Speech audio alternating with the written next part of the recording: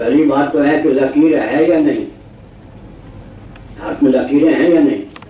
लकीर का अस्तित्व तो मानना ही पड़ेगा, इतना विश्वास तो करना ही पड़ेगा। क्या अस्तित्व को तो आप नकार नहीं सकते हो ना। हाथों में लकीर है या नहीं, लकीर है ना। अब जैसे ये लकीर है, हाथों में लकीर है, ये तो आप मानो। अब ये लकीर कुछ बोलती हैं या नहीं, कुछ कहती हैं या नहीं, इतनी सी बात है ना। इसको जानने वाले जानते हैं कि लकीर कुछ बोलती है ना, कहती, उसको परखने वाले। पहले तार बाबू जानते थे कि क्या कट के आवाज का अर्थ क्या होता है। पुलिस वाले होते हैं ना, वो शब्द बदल देते हैं, कोई गुप्त शब्द रख लेते हैं, पुष्प आदि, उसी के आधार पर उच्चारण करते रहते हैं। दूसरे दिन वो शब्द बदल देते हैं कि कोई वो नकल न कर ले। तो इसको पढ़ने वाले जो हैं, क्या लकीर को पढ़ने वाले जो हैं, सचमुच में दम भी नहीं, दम्भी ढोंगी की बात नहीं है। इसके जो इसकी विद्या जिनको प्राप्त है वो पढ़ते हैं।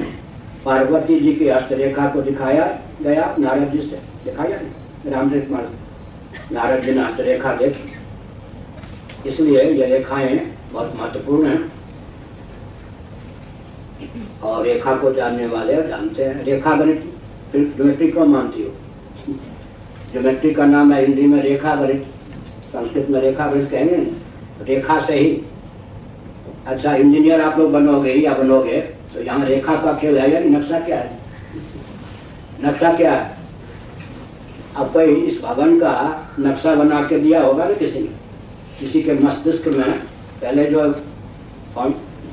यहाँ के मालिक होंगे उन्होंने अपनी भावना व्यक्त की हो, फिर आर्किटेक्ट, इंजीनियर, वास्तुशास्त्र के जानकार ने उनकी भावना को समझकर उसे अपने ज्ञान विज्ञान के अनुसार ढाला होगा। लेकिन ये भवन तो एकाएक नहीं बन गया, रेखा के रूप में बनाया या नहीं, कागज पर मानचित्र हुआ या नहीं।